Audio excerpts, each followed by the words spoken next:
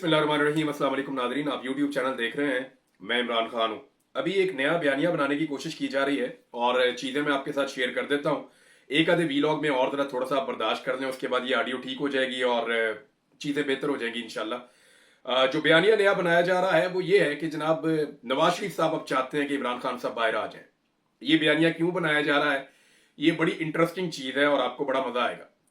मैं जब कैद में था ना, तो जब मुझे छोड़ा जाना था तो कुछ दिन पहले जो उस वक्त पूरा सिस्टम था उन्हें यह पता चल गया कि इमरान रियाज को अब छोड़ दिया जाएगा। कुछ बहुत सारे ऐसे सहाफ़ी भी होते हैं जो एस्टेब्लिशमेंट के बहुत करीब होते हैं, छोटी मोटी चीज़ें उनको पता चल जाती हैं।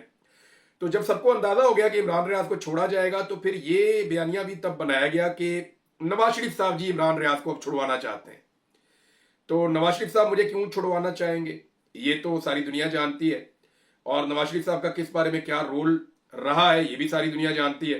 तो अब इमरान खान साहब को जनाब नवाज शरीफ साहब छुड़वाना चाहते हैं, ये बयानिया बनाया जा रहा है इसलिए कि इमरान खान साहब ने नवाज शरीफ को छोड़ा था और नवाज शरीफ को पाकिस्तान से बाहर इलाज के लिए भिजवाया था। जब मियां साहब की प्लेटें गिर गई थी तब मियां साहब को इमरान खान साहब ने तरस खा के बाहर भिजवाया था। अब एक ऐसी अब बयानिया बनाया जा रहा है, ऐसा कुछ नहीं है, कोई भी इमरान खान को नहीं छोड़ना चाहता। ना पाकिस्तान की एस्टेब्लिशमेंट छोड़ना चाहती है इमरान खान को, ना मियां नवाज शरीफ इमरान खान साहब को छोड़ना चाहते हैं, कोई भी नहीं छोड़ना चाहता। बल्कि ये लोग चाहते हैं कि इमरान खान साहब कैद के अंदर रहें और उनको आजादी ना मिले। अब हो ये रहा है कि आलमी सतह का प्रेशर लगातार बढ़ता चला जा रहा है, उस प्रेशर को ये क्या उठा पाएंगे, बड़ा सवाल ये है। अब ये बयानिया जैसा मर्जी बना ले अपनी फेस सेविंग के लिए, लेकिन उस बयानिए से कुछ बनेगा नहीं, क्योंकि पीएमएलएन जिस लेवल पे गिर गई है अवामी मकबूलियत के नुक्ता नजर से, वहां से उठना पॉलिटिकल पार्टी के लिए बहुत मुश्किल है। उसके लिए बहुत बड़ी कुर्बानी देनी पड़ेगी, लेकिन कुर्बानी ये फैमिली नहीं देती, आप सब जानते हैं इस बारे में। इन्होंने ना इससे पहले कभी कुर्बानी दी है, ना ये आइंदा कभी कुर्बानी देंगे।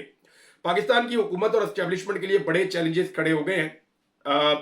इमरान खान साहब को वैसे ही कोई जल्दी नहीं है बाहर आने की। अल्लामा राजा नासिर अब्बास साहब इमरान खान साहब से मिले हैं, उन्होंने कहा जी कि इमरान खान साहब तो नहीं चाहते कि उन पर रहम किया जाए या इमरान खान साहब को फौरन छोड़ दिया जाए, और इमरान खान को बाहर आने की जल्दी भी कोई नहीं है, ये मैं आपको बता देता हूं। इस वक्त पाकिस्तान का जो निजाम है उनको जल्दी है कि इमरान खान के साथ जल्दी जल्दी डील किया जाए, जल्दी जल्दी मुज़ाकरात किए जाए, मुज़ाकरात के जरिए फेस सेविंग निकाली जाए और इमरान खान को ऐसे बाहर निकाला जाए कि बाकी जो स्टेक होल्डर हैं उनका बड़ा नुकसान ना हो, या इमरान खान साहब अद खुद बाहर ना आ जाए। अब सिस्टम के पास दो रास्ते हैं, या तो वो इमरान खान साहब को बाहर खुद लेकर आ जाएं, उनसे बातचीत करें, कोई रास्ता निकालें और इमरान खान साहब को बाहर ले आए, या सिस्टम के पास दूसरा एक रास्ता यह है कि फिर वो इंतजार करें और इमरान खान साहब खुद बाहर आ जाएं। अगर इमरान खान साहब खुद बाहर आ गए तो फिर वो सिस्टम की बात नहीं मानेंगे और फिर सिस्टम के पास कोई चारा नहीं होगा सवाए इसके कि वो इमरान खान के सामने सरेंडर करे।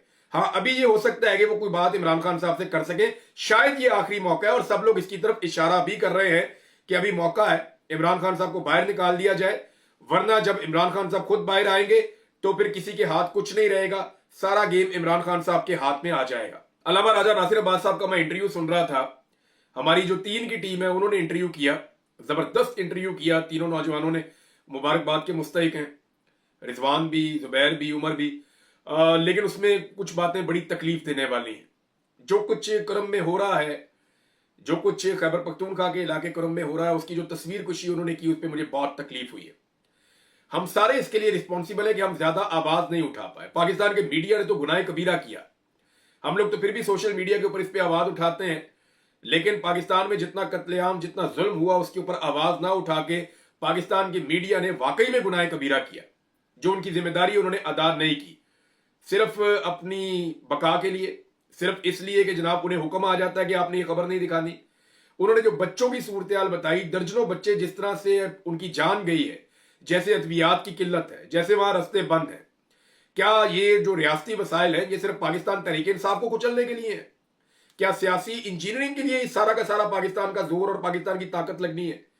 क्या कुरम के शहरियों का कोई हक नहीं है कि वहां पे अमन हो जाए, वहां पे जंगबंदी हो, वहां पे हालात बेहतर हो, वहां पे अद्वियात पहुंचे, वहां के रास्ते खुले, किसी तरह रियासत वहां पे अपने वसाइल इस्तेमाल करे?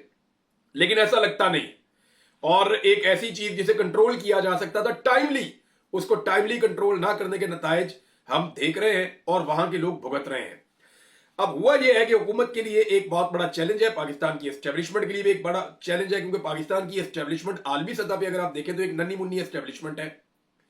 ये तो बड़ा आसान है कि पीटीआई के पुरअमन शहरियों को यहां पे जो है वो निशाना बनाया जाए, लोगों को जबरी तौर पे पाकिस्तान में लापता कर दें। निहत्ते लोग हैं, क्या कर सकते हैं? लोगों को गोलियां मार दी जाए, निहत्ते लोग हैं, क्या कर सकते हैं? लोगों को जो है वो टॉर्चर किया जाए, नंगा किया जाए, करंट लगाए जाए, हजारों लोगों को जेलों में भर दिया जाए, ये यहां किया जा सकता है, आसान है, मुश्किल नहीं है। लेकिन इंटरनेशनल एस्टेब्लिशमेंट जब मुकाबले पे आती है तो फिर पता चलेगा कि कौन किसको टक्कर देता है। क्या वहां पे पाकिस्तान की एस्टेब्लिशमेंट तसादुम कर सकती है? ये एक बड़ा सवाल है। आलमी सतह पे कुछ डेवलपमेंट्स हुई है, मैं आपके सामने रख देता हूं। मैंने आपको पहले कहा था, मैंने आपको पहले दिन कहा था कि फौजी अदालतों से जो फैसला आया है, एक तो मैंने मजम्मत की थी, मैंने ये कहा था कि यूनिफॉर्म वाले बंदे को कभी सजा नहीं होती पाकिस्तान में, चाहे वो मुल्क तोड़ दे, चाहे वो आइन तोड़ दे, चाहे। उसके बाद आपने देखा कि मेरी कैसी भागदौड़ हो रही है उसके बाद, यानी मुझे आइडिया था कि ये बोलने का रिएक्शन आएगा, वो आया, कोई बात नहीं, फिर आ जाएगा। लेकिन मेरा सवाल ये था बुनियादी कि क्या यूनिफॉर्म के अंदर कोई मुल्क भी तोड़ दे, आइन भी तोड़ दे, कानून तोड़े, जो मर्जी करे, जो मर्जी जुर्म करे, उसको कभी सजा नहीं हो सकती। लेकिन अगर आपके जिस्म पे यूनिफॉर्म नहीं है तो फिर आपकी खाल भी उधेड़ दी जाएगी अगर आप छोटी सी गलती भी करें। और आप गलती ना भी करें, आप सही को सही करने की भी गलती करें, या आप इख्तलाफ राय रखने की भी गलती करें, तो फिर आपकी ऐसी तैसी फिर जाएगी इस मुल्क के अंदर। और मैंने ये होता हुआ देखा है, मेरे साथ हुआ है ये। लेकिन मैंने आपको उस दिन कहा था कि पाकिस्तान आइसोलेट नहीं रह सकता, हम एक ग्लोबल विलेज में रहते हैं, दुनिया ग्लोबल विलेज है, हमारी खबर फौरन बाहर और बाहर की खबर फौरन यहां पहुंचती है। हमने पूरी दुनिया के साथ मुआहदे किए हुए हैं, हमने बाकायदा तहरीरी तौर पे लिख कर दिया हुआ है कि हम इंसानी हकूक की खिलाफ वर्जियां नहीं करेंगे। बहुत सारी ऐसी ट्रीटीज हैं जिनका पाकिस्तान हिस्सा है, पाकिस्तान को जो इमदाद मिलती है उसकी कुछ शराइत होती है, हमें उन शराइत को पूरा करना होता है। तो अब पाकिस्तान के ऊपर जो है वो बैकलैश आना शुरू हुआ है, और इसके ऊपर बहुत सारे अब स्टेटमेंट्स हैं मेरे साथ। इसमें अमेरिका की जानिब से भी जनाब एक स्टेटमेंट आ गया है। नॉर्मली जो बाइडेन इंतजामिया पाकिस्तान में होने वाली बर्बरियत के ऊपर, जुल्म के ऊपर कभी बोलती नहीं थी, वो खामोश रहते थे। लेकिन अभी जाते जाते उनको इस बात का एहसास हो रहा है और वो गोंगलुओं से मट्टी झाड़ रहे हैं, और उन्होंने आहिस्ता आहिस्ता वो स्टेटमेंट देना शुरू किए ताकि कल को ये सारा रिजीम चेंज ऑपरेशन से लेकर जुल्म और फस्तायत का जो दौर पाकिस्तान में गुजरा है, ये जो बाइडेन एडमिनिस्ट्रेशन के गले ना पड़ जाए। देखिए, अमेरिका में मेरी इत्तला के मुताबिक ये बहुत बड़ी डिमांड आएगी और बाकायदा इसके ऊपर इंक्वायरी की जाएगी कि पाकिस्तान की हुकूमत कैसे गिरी, पाकिस्तान के अंदर जुल्म और सितम का किस किस्म का बाजार गर्म हुआ, इमरान खान को कैसे अंदर किया गया, उससे कैसे इक्तदार छीना गया, और किस तरीके से पाकिस्तान में पूरे एक इलेक्शन को ही बदल दिया गया। ये जो कुछ पाकिस्तान में मिलिट्री कोर्ट के अंदर ट्रायल हुए, किस तरह लोगों को सजाएं दी गई, इनके ऊपर पूरी एक इन्वेस्टिगेशन होगी और अमेरिका का रोल उसके अंदर आइडेंटिफाई करने की कोशिश की जाएगी, क्योंकि डोनाल्ड ट्रंप की इंतजामिया को जो बाइडेन इंतजामिया पे बहुत गुस्सा भी है। अमेरिका का स्टेटमेंट आया जनाब, सबसे पहले आपको वो पढ़ के मैं सुना देता हूं, इसको ट्रांसलेट कर देते हैं जनाब उर्दू में कि अमेरिका ने क्या कहा। ये जनाब अमेरिकी महकमा खारजा के जो तर्जुमान है मैथ्यू मिलर, ये नॉर्मली पाकिस्तान के मामला में कहते हैं इंटरनल मामला, हर दफा जब भी कभी सवाल हो ना पाकिस्तान के अंदर ये हो गया वो हो गया, इंटरनल मामला, आप इसके अंदर नहीं बोलते जी। पाकिस्तान के अंदर ये हो गया जी, वो उनके आइन का मामला, हम उसके अंदर नहीं बोलते जी। पाकिस्तान में वो हो गया जी, उनकी पार्लियामेंट का मामला, उनकी अदालत का मामला, उसके अंदर नहीं बोलते। तो हमेशा इन्होंने इसी तरह के बयान दिए। लेकिन अब इन्हें पता चल गया कि इनके जाने का वक्त है, तो गोंगलुओं से मट्टी झाड़ने का वक्त है। जो तर्जुमान अमेरिकी महकमा खारजा है उनका स्टेटमेंट जरा आप सुन लें। वो ये कहते हैं कि अमेरिका को पाकिस्तान में 9 मई केसेस में 25 अफराद को फौजी अदालतों से सजाओं पर तशवीश है। तर्जुमान अमेरिकी महकमा खारजा मैथ्यू मिलर। और अगले स्टेटमेंट में वो ये कहते हैं कि इन फौजी अदालतों में आजादी, इंसाफ, शफाफियत और जरूरी अमल की कमी है। अमेरिका शफाफ ट्रायल के हक और पाकिस्तान के आइन के मुताबिक इंसाफ के अमल पर जोर देता रहेगा। ये स्टेटमेंट है जनाब मैथ्यू मिलर साहब का, और इन्होंने ये स्टेटमेंट दिया। इसके ऊपर जो है वो ये ट्वीट है इनका, the United state is concern by the sentencing of Pakistan civilians in a military tribunal and calls upon Pakistani authorities to respect the right to a fair trial and due process। ये जनाब इनका statement है। अब इसके ऊपर जो है वो एक स्टेटमेंट और है जो मैं आपको पढ़ के सुनाऊंगा, और वो स्टेटमेंट है रिचर्ड ग्रेनल का। यानी वो कोई मौका हाथ से नहीं जाने दे रहे। रिचर्ड ग्रेनल इसके ऊपर लिखते हैं, मैथ्यू मिलर को रीट्वीट करते हुए इसके ऊपर लिखते हैं कि यू आर लेट, कि आप देर कर चुके हैं, और यह बात सच है। इन्होंने कभी भी पाकिस्तान के अंदर जुल्म और फस्तायत के हवाले से अपने दौर में बात नहीं की। इन्होंने जबर पाकिस्तान में होने दिया क्योंकि रिजीम चेंज ऑपरेशन इनकी इंतजामिया का खासा था, इनकी वजह से वो हुआ था पाकिस्तान में। तो रिचर्ड ने ट्वीट करते हुए लिखा कि यू आर लेट, आप देर कर चुके हैं, and this is too little and too weak, और जो आपने कहा ये बहुत थोड़ा है और बहुत कमजोर है। यानी आपका ये स्टेटमेंट बहुत कमजोर है और बहुत थोड़ा है, बहुत कम है, आप पहले ही बहुत ताखीर कर चुके हैं। उन्होंने कहा स्पीक नॉर्मली, कि आप बस सिंपली अब ये कहें कि फ्री इमरान खान। यानी जो आप कर रहे हैं और कह रहे हैं पहले ही बहुत देर हो चुकी है, आपका मौके बड़ा कमजोर है इस मामले में, अब तो सिर्फ आपको यह कहना चाहिए सादा सादा कि इमरान खान को आजाद कीजिए। ये जनाब रिचर्ड ग्रेनल का स्टेटमेंट है। अब ये प्रेशर पाकिस्तान की एस्टेब्लिशमेंट पे है। देखें, इसको समझें, पाकिस्तान में निहत्ते लोगों के साथ जुल्म और जबर करना आसान है, इंटरनेशनल एस्टेब्लिशमेंट के साथ टक्कर लेना मुश्किल है, और वो बहुत मुश्किल है। क्या पाकिस्तान की एस्टेब्लिशमेंट अमेरिका के ताकतवर आने वाले रजीम के साथ टक्कर ले पाएगी? पाकिस्तान की मिलिट्री एस्टेब्लिशमेंट का यह रिकॉर्ड है कि इन्होंने कभी भी अमेरिका के सामने ना कहने की जरूरत नहीं की। अपना बड़ा क्लियर और स्टेट रिकॉर्ड रखा है कि जो अमेरिका ने कह दिया वो कह दिया, जो अमेरिका ने फरमा दिया हमने उसके ऊपर चलना है। ये कभी अमेरिकन ख्वाहिश के खिलाफ नहीं गए, हमेशा अमेरिकन ख्वाहिश, उन्होंने कहा जी अफगानिस्तान में लड़ना है, जी लड़ना है, रशिया को मारना है, जी मारना है। अब जनाब तालिबान बहुत अच्छे हैं, जी बहुत अच्छे हैं, अब तालिबान गुंडे बन गए, उनके ऊपर हमला कर दो, जी ठीक है। अब जनाब तालिबान के साथ दहशतगर्दी की जंग लड़नी है, जी ठीक है लड़नी है। अब जनाब आपने मौके बदल के तालिबान के साथ मुज़ाकरात हो रहे हैं, अब हमने ये कहना है, जी ठीक है। अब आपने ये जो उन्होंने कहा हमने कहा जी बिस्मिल्लाह। हमारी मिलिट्री एस्टेब्लिशमेंट ने अमेरिका की हर बात को हमेशा माना है, तस्लीम किया। तो जनाब यहां पे क्या पाकिस्तान की एस्टेब्लिशमेंट टक्कर ले सकेगी? सवाल ये पैदा होता है। मैंने आपको बताया था कि दुनिया भर से रद्देमल आएगा, अमेरिका से, यूरोप से, हर जगह से। अमेरिकन रद्देमल मैंने आपको बताया, इसके अलावा अक़वाम मुत्तहिदा का भी एक रद्देमल है। और मिलिट्री कोर्ट्स में सिविलियन का ट्रायल मुनसिफाना ट्रायल के हक को नुकसान पहुंचाता है। इसमें शफाफियत, आजादाना जांच पड़ताल का फुकदान है। पाकिस्तान से मुतालबा है कि शहरी और सियासी हुकूक के बैनुल अक़वामी मुआहदे के तहत अपनी जिम्मेदारियां निभाएं। यह स्टेटमेंट कहीं और से नहीं, बरतानिया से आ गया।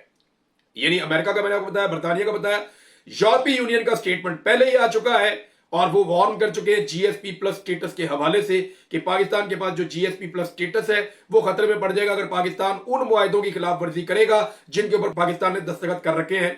और पाकिस्तान के अंदर जो है वो मिलिट्री कोर्ट्स के अंदर जो सजाएं दी जा रही है वो ठीक नहीं है। अब हुकूमत बच कैसे सकती है? देखें, यूरोपीय यूनियन ने बोल दिया, अक़वाम मुत्तहिदा ने पहले ही बोल दिया मिलिट्री कोर्ट से सजाएं नहीं हो सकती सिविलियंस को। ये दो हो गए। वैसे ही मिलिट्री कोर्ट होती क्या? होती ही नहीं है। फौजी अदालत तो कोई अदालत नहीं होती। तो अक़वाम मुत्तहिदा ने भी बोल दिया, अमेरिका ने भी बोल दिया, बरतानिया ने भी बोल दिया और यूरोपीय यूनियन ने भी बोल दिया। सबने कह दिया कि जनाब मिलिट्री कोर्ट के अंदर जो सजाएं उनको वो तस्लीम नहीं करते और वो ये पाकिस्तान से मुतालबा कर रहे हैं कि अपने मामला सिद्धे करो। अब क्या ये मामला यूं ही चलेगा और मजीद लोगों को मिलिट्री कोर्ट में सजा हो जाएगी? ये एक प्रॉब्लम है। इससे बचना कैसे है? बचने का तरीका मैं आपको बता देता हूं। हुकूमत के खिलाफ military court case justice Aminuddin की सरबराही में बेंच सुनेगा। अमीनुद्दीन आपको पता है ना, जिनको चीफ जस्टिस बनाना चाहते थे सब मिलके। फिर जब आईनी बेंच बना तो हमें सबको पता था कि जस्टिस अमीनुद्दीन ही बनेंगे, क्योंकि जस्टिस कादी फायद ईसा के बाद जो सबसे काबिल एतमाद जज है पाकिस्तान की एस्टेब्लिशमेंट और हुकूमत के, वो जस्टिस अमीनुद्दीन खान साहब है। तो जनाब जस्टिस अमीनुद्दीन साहब की सरबराही में बेंच ये सुनेगा मिलिट्री कोर्ट्स वाला मामला। हुकूमत की नुमाइंदगी अटॉर्नी जनरल करेंगे। जुडिशियल कमीशन में हुकूमत और अटॉर्नी जनरल ने वोट दिया कि बेंच की सरबराही अमीनुद्दीन करेंगे। अमीनुद्दीन खान ने भी अपने आप को वोट डाला खुद कि जनाब मैं ही बेंच की सरबराही करूंगा, लिहाजा उनको बेंच की सरबराही मिल गई है। तो अब बचने का तरीका यह है कि ये जो बेंच बन रहा है ये मिलिट्री कोर्ट के फैसलों को कलअदम कर दे और ये कहे कि फौज जो है वो सिविलियन को सजा नहीं सुना सकती। तो इसमें पाकिस्तान की बचत है। इसमें आपका जीएसपी प्लस स्टेटस भी बच जाएगा, बाकी चीजें भी बच जाएंगी, अदालत की इज्जत भी बच जाएगी। यानी अब जस्टिस अमीनुद्दीन खान साहब को जो इस तरफ इस्तेमाल करना था इस तरफ भी इस्तेमाल किया जा सकता है। उन्हें यह कहा जा सकता है कि जनाब आप फैसला दे दें कि मिलिट्री कोर्ट्स के जो फैसले हुए वो कलअदम और तमाम लोगों को जेलों में शिफ्ट किया जाए और जो फैसले हैं सिविलियंस के वो सिविल कोर्ट्स करेंगी, मिलिट्री कोर्ट्स नहीं करेंगी, ताकि आलमी दबाव भी हट जाए, अदालत की इज्जत भी बहाल हो जाए और जरा थोड़ा सा पाकिस्तान तरीके इंसाफ का जो मामला है वो डाउन चला जाए। अब ये है जनाब एक तरीका जिसमें हुकूमत बच सकती है। इसके अलावा हुकूमत के पास कोई और रास्ता नहीं है। ये जो आलमी मौकिफ आ रहा है, चाहे वो मिलिट्री कोर्ट्स के ऊपर है, चाहे वो पाकिस्तान के अंदर जुल्म और फस्तायत के ऊपर है, जो कुछ 26 नवंबर को हुआ उसको लेकर एक कांग्रेशनल मीटिंग होने जा रही है अमेरिका में। कांग्रेस उसके ऊपर पूरी एक ब्रीफिंग होगी कांग्रेस को, और एक बर्तानिया में पार्लियामेंट्री मीटिंग होने जा रही है जिसके अंदर उनकी पार्लियामेंट को ब्रीफिंग दी जाएगी कि पाकिस्तान में 26 नवंबर को क्या हुआ, जो जुल्म और बर्बरियत वहां पे हुई है, जैसे लोग लापता हुए हैं, अभी भी 50 के करीब लोग, वो कहते हैं पता ही नहीं हमें कहां गए, हमारे अभी तक पता नहीं चल रहा। कुछ लोग बादयाब होके अदालतों में पहुंचे हैं या उन्हें जेलों में पहुंचाया गया, वहां से अदालतों में पहुंचाया गया, लेकिन अभी भी दर्जनों लोग लापता हैं, पता ही नहीं उनका वो किधर गए। और जो डेड बॉडीज है वो 13 है अब तक इतला के मुताबिक, क्योंकि अटक से एक और शहीद हो गए हैं। और कोहराम मचा हुआ था पूरे गांव के अंदर जब उनके मनाजिर हमने देखे। तो अब जनाब मामला यह है कि ये हुकूमत बुज़दिलों की है, ये मैं आपको खुलकर कहना चाहता हूं। देखिए, पाकिस्तान की मिलिट्री एस्टेब्लिशमेंट का तो रिकॉर्ड है कि उन्होंने कभी भी अमेरिका को या यूरोप को या मगरबी ममालिक को ना नहीं बोला, वो अपना रिकॉर्ड सीधा उन्होंने रखा हुआ है। लेकिन पाकिस्तान के सियासतदानों में तो जरूरत हो सकती है ना। इमरान खान ने कितना अहम मामला था, याद करें आप, कि अमेरिका को अड्डे देने का मामला अहम तरीन मामला था। इमरान खान ने उस पर कहा जिसपे अमेरिका का कंसर्न था, इमरान खान ने उस पर कहा कि एब्सोल्युटली नॉट, मैं अड्डे नहीं दे रहा, जो होता है कर लो। ये था इमरान खान। और अभी अमेरिका पाकिस्तान के अंदर के मामलात हैं, उनके अंदर अमेरिका स्टेटमेंट जारी करता है, चाहे वो मामला इंसानी हकूक का है, चाहे वो मामला पाकिस्तान में जुल्म और ज्यादती का है, लेकिन अमेरिकन स्टेटमेंट आ रहा है ना। एक सूरमा या एक माई का लाल नहीं है, ना शबाज शरीफ, ना नवाज शरीफ, ना मरियम नवाज, ना बिलावल, ना जरदारी, कोई एक बंदा आप दिखा दें जो स्टेटमेंट दे सके अमेरिका के खिलाफ और कह सके कि आप हमारे साथ मुदाखलत ना करें, एब्सोल्युटली नॉट। ये फर्क है इमरान खान में और इन सारों के अंदर। लोग क्यों इमरान खान को पसंद करते हैं? अमेरिका को जो चीज बहुत ज्यादा अजीज थी, जिस चीज पे अमेरिका का बहुत ज्यादा कंसर्न था, उस पे इमरान खान ने कहा एब्सोल्युटली नॉट। और आज जो पाकिस्तान का कंसर्न है, इस मामले के ऊपर भी पाकिस्तान की मौजूदा हुकूमत बोल नहीं सकती, एक लफ्ज बोलने की इनके अंदर जरूरत नहीं है। उसकी दो वजूहत है। एक तो जनाब इमरान खान साहब कहते हैं मैं हकीकी आजादी की बात करता हूं, वो लीडर है, वो डरता नहीं है, वो साफ बात करता है, और ये सारे कहते हैं। इमरान खान के बदतरीन दुश्मन कहते हैं कि इमरान खान बुज़दिल नहीं है, वो दलेर आदमी है। लेकिन इनका प्रॉब्लम क्या है? नंबर एक, ये बुज़दिल है, इनके स्टेक्स हैं पूरी दुनिया के अंदर, इनकी जायदादें हैं। ये बुज़दिल है, ये कभी अमेरिका को जवाब नहीं दे सकेंगे, ये कभी मगरबी ममालिक को जवाब देने की जरूरत नहीं कर सकते, और अपने मुंह से कहते हैं कि बेगर्स आर नॉट चूजर्स। ये उसकी एग्जैक्ट एग्जाम्पल है, बिल्कुल सही मिसाल है। ये कभी भी अमेरिका को जवाब नहीं दे पाएंगे, अभी तक तो किसी ने भी जवाब नहीं दिया। अगर इनकी जगह इमरान खान होता और नवाज शरीफ के केसेस के ऊपर डोनाल्ड ट्रंप का स्टेटमेंट आया होता, तो इमरान खान कम से कम 10 ट्वीट्स कर चुका होता, और इमरान खान खुलकर कह चुका होता कि हम पाकिस्तान में जो मर्जी करें, आप हमें डिक्टेट नहीं कर सकते। और अगर इमरान खान होता तो शायद ये मिलिट्री कोर्ट्स के ये मामला पहले होते रहे इमरान खान के दौर में भी, लेकिन इस किस्म की बर्बरियत उसके दौर में ना होती है। जब भी आते थे एहतजाज करने के लिए, इमरान खान इनको जगह देता था। इमरान खान ने कभी कंटेनर की दीवारें खड़ी नहीं की, इमरान खान ने कभी ऐसे गोलियां नहीं चलाई, लोगों का कत्लेआम इस तरह से नहीं किया। हालांकि उस दौर में भी एस्टेब्लिशमेंट ने बड़ा काम गर्म किया हुआ था तहरीक लब्बैक के खिलाफ, और जगहों पे भी इधर उधर। जनरल बाजवा ने हमें कहा कि तहरीक लब्बैक के बकिए उधेड़ दो सबको, मीडिया को वो कहते थे। तो मैंने तो जनरल बाजवा को कहा था, मैंने कहा जी आप स्टेटमेंट दे देना, तो उसके ऊपर भी जनरल बाजवा साहब नाराज हो गए थे। तो अब मामला ये है जनाब कि ये सारे चुप करके बैठ गए, और कोई भी इस वक्त अमेरिका को आगे जवाब देने के मूड में नहीं है। ये सिर्फ इमरान खान ही था जो एब्सोल्युटली नॉट कह सकता था। इनके पास आज एक नादर मौका है कि ये एब्सोल्युटली नॉट कह सके, लेकिन कह नहीं पा रहे। अब बिलावल का आप चेक करें क्या काम कर रहे हैं। बिलावल का स्टेटमेंट सुनना आपको बड़ा मजा आएगा। सेंसर करने की कोशिश आज भी की जा रही है, वो डरते हैं नौजवान इज्तिमाई तौर पर सोशल मीडिया पर अपनी आवाज बुलंद ना करें। यह सबूत है नौजवानों के पास कितनी ताकत है।